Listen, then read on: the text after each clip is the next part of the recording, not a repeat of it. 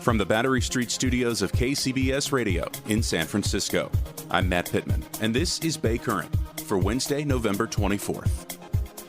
At a huge trial like the ongoing Elizabeth Holmes trial in San Jose, this is the scene the world sees.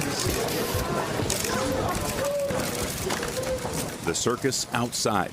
Dozens of photojournalists, spectators hoping to catch a glimpse of the famous defendant or witness. Supporters and haters might be on hand with signs or chants. But inside, especially at federal trials where cameras and audio equipment are almost never allowed, it's a much different scene. A low murmur is about as loud as it gets. And then, the judge takes the bench, gavels court in session, and silence. And this is when Vicki Behringer goes to work.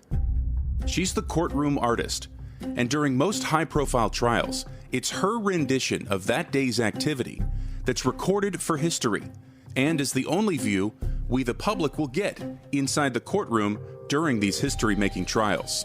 Vicki's had a front-row seat to history as the eyes for the world to see what was happening in some of the most significant trials to take place in modern times. The Ghost Ship Warehouse fire in 2019, the Unabomber Ted Kaczynski in 1996, the Golden State Killer as recent as 2018, Scott Peterson, Richard Allen Davis, Michael Jackson, the 2009 BART shooting, Barry Bonds in 2011, Prop 8 in 2010. On and on we go. That's why she's here at the Elizabeth Holmes trial. A trial this big requires the best.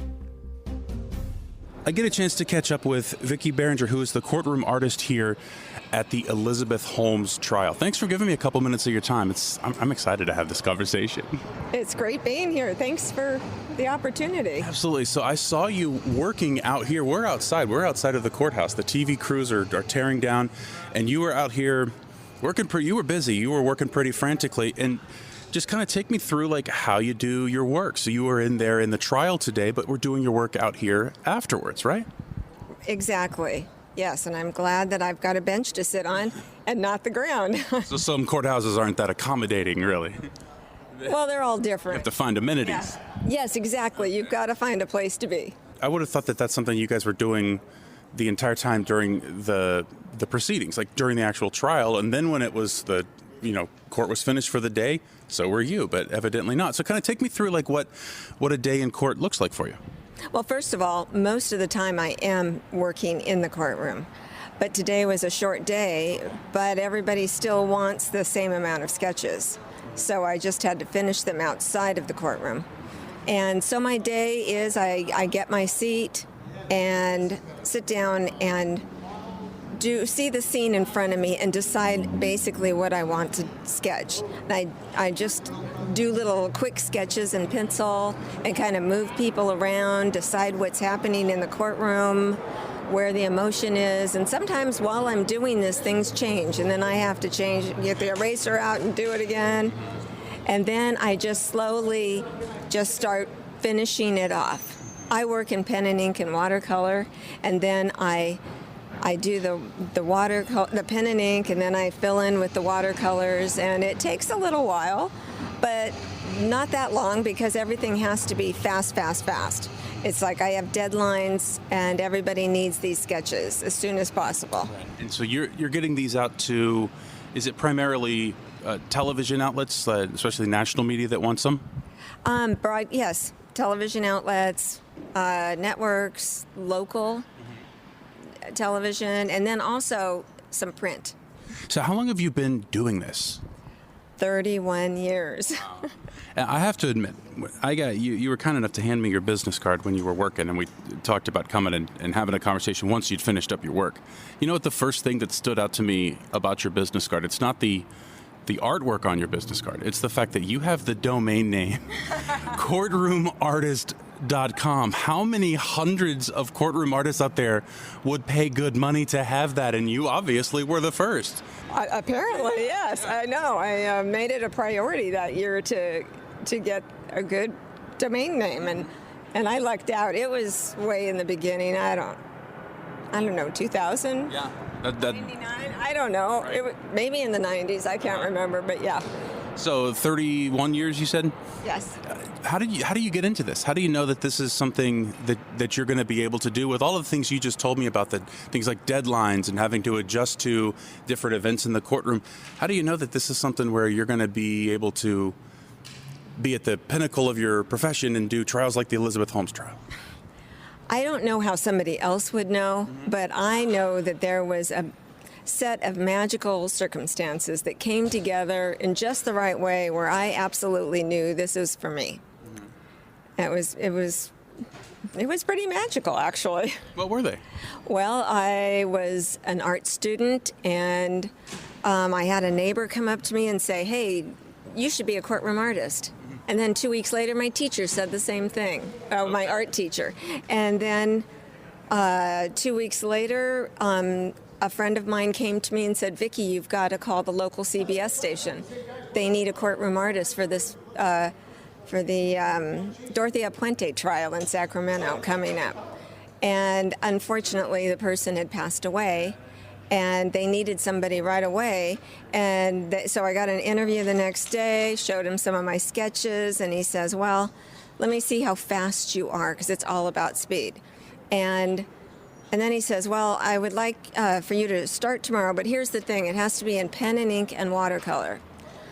Well, I was taking a pen and ink class, and I was taking a watercolor class. And if it had been 6 months earlier, I don't know if I could have done it. Yeah, and so... Like an early grad school for you at that point. Pretty much, yeah. And so then I went to court the next day and felt like, oh, this is exactly what I'm supposed to be doing. You loved it right away. Oh, yeah, it just felt right. Mm-hmm. So I have no idea how somebody else would get into it. And doors just kept opening. You know, I was in the flow. Mm-hmm. So it's freelance work, right? Like here at the Elizabeth Holmes trial. How do you get the cases that you're assigned to work? a lot of it is research that I do. Oh. I pay attention to the news, and I pay attention to what trials are coming up, and I have friends that let me know, and so that's how I find out. You live in Northern California? Right. So you probably have an extensive network at this point where, you know, they know this trial is coming up here in San Jose, so they know who to call when they're booking out who to get for the courtroom artist. Would you say that you're probably one of the go-to people in terms of like the courtroom artists for big trials like this one here in Northern California? Yes, in Northern California. I would be that. I would be that person, that main person. That's great. Yeah. What other cases or trials, the biggies, have you worked on? Well, let's see. Going way back, the Unabomber. No way. Yeah, Ted Kaczynski. Yeah, but it turned out not to be a trial. He pled guilty. I can envision those drawings in my head right now. That is crazy. That's so cool. Okay, Unabomber. Who else? Let's see. Barry Bonds. And Balco. That's Proposition 8, the same-sex marriage trial. Lots of Apple Samsungs. Mm-hmm. And Scott Peterson. That was 6 months worth. Wow. I got a few months off, and then Michael Jackson. Down in 2005, his child molestation trial. My goodness. Yeah, and let's see. There's been, Richard Allen Davis, way back, poly class, let's see. Just recently, the Epic versus Apple trial in Oakland. So this is amazing. You've had a front row seat to history in a lot of cases. Certainly, some of the biggest trials. We're not Northern California, not West. I mean, in the country, in the world. I mean, right. Do you ever have those moments where you, maybe when the trial is over and you're not working these long days, and you get to step back just for a second and think, oh my goodness, what did I just witness? This is remarkable. Yes, exactly. Mm-hmm. Yeah. You do? Yeah, especially when I was sitting in the jury box, because it was a bench trial, the Proposition 8, the same-sex marriage trial. I was like, oh my goodness. Yeah. They're changing everything right here. Yeah. Yeah, that kind of gives me goosebumps. And then all these other trials, there's like laws that came out of the verdicts on these, and really helped a lot of people in the future Wow, this is crazy. This is so cool. Tell me just a little bit about the work itself. For example, we were talking about this a little bit earlier. Elizabeth Holmes, very almost iconic look, a very signature look with the eyes, those very large, penetrating, bright, deep blue eyes, right? What's it like when you've got someone who's got such an identifiable characteristic? Michael Jackson comes to mind, obviously. Barry Bonds comes to mind, obviously. Ted Kaczynski, right? Is that something that you're thinking of kind of first and foremost when you're planning out what it is that you're going to be putting on paper that day? Or is it really more about the entire scene in the courtroom? Well, with somebody who is like the defendant and a celebrity, she's the main focus. And, it's like I do everything I can to get it to look like her. And then after that, the main, the attorney and what else is happening in the courtroom, what's on the exhibit screen, and that's what I'm going for. But when it's just an average witness, I look at everything, and of course I want to make it look like them, but they're not a celebrity. Yeah. Or maybe they are, which makes it harder. But yeah. But when you've got a celebrity who's at the center of what you're putting on paper, like Elizabeth Holmes here, then you've got to add the context of perhaps the look on a questioner's face, right? Or the other things like. So how do you go about bringing all of that together, right? So Elizabeth stands out with the bright blue eyes, but if there's just this look of exacerbation on a prosecutor's face that you have to catch, or there's something that just, is such a huge part of the storyline on an exhibit easel, for example, you've got to get all that together. Oh, absolutely. Yeah, a lot of it is composition and how to put it together and knowing where on the television screen what they're going to see and what they're going to go for some close-ups on. And such. That's just a skill of doing this for a while. And I put things together that aren't as close, so that the screen is in the same frame as the witness, Gotcha.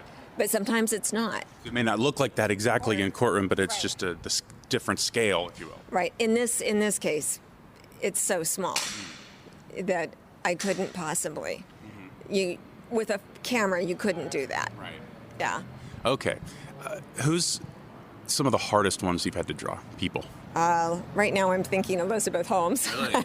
She's really pretty. And, wrinkle lines, no character lines, but she has a distinctive look. Yeah. And those eyes are amazing. Let's see. Scott Peterson was pretty hard, too. Partially because I can only see 1/4 of his head. From your seat? Or his face, yeah. Yeah, I was sitting in the 5th row and just very, very small. Are you usually behind the defense and prosecution tables then? Yes, yeah. I try to get a diagonal look at the defendant, but most of the time I don't get a choice of where I sit, and they basically tell me where to sit. Right. And I do the best I can with where I'm at, but this is pretty good. Yeah. And mostly with her, she's just too young and beautiful. And Scott Peterson was the same thing, just no wrinkles. Interesting. Yeah. I need a character. I need beards, I need wrinkles. So you need the Unabomber. You need Ted Kaczynski, gosh. right? He was a dream to sketch. Oh, I bet. Oh, yeah. And then you just add that tweed jacket with the little elbow patches, and it's like, got it. Nailed it. Oh, that is crazy. I could ask you questions. I could keep going, but it's been a long day of work for you, so I will turn you loose. I really do appreciate it. This is a fun conversation. This is a really unexpected, very fun conversation. Thank you so much. I really do appreciate it. Thank you. I think it's fun, too. I could tell, and I love that, honestly. Good. Me too. Yeah. Vicki Behringer, again, courtroomartist.com. Vicki, thank you. Thank you. Really appreciate it. This was fun. Definitely check out courtroomartist.com, Vicki's website. It features many of her drawings from many of the historic cases that she has covered over the years. And Vicki, thank you so much again for your time. I really, really enjoyed our conversation. I love meeting people who are so passionate about what they do, especially people who are at the very top of their field. If you haven't already, please subscribe to Bay Current on the Odyssey app, Apple or Google Podcasts, or just about anywhere you listen. And every episode is on YouTube, on the KCBS Radio YouTube page. There's a link in the show notes, as well as a link to Vicki's website, courtroomartist.com. That's it for today's Bay Current. I'm Matt Pittman. We'll chat with you again tomorrow.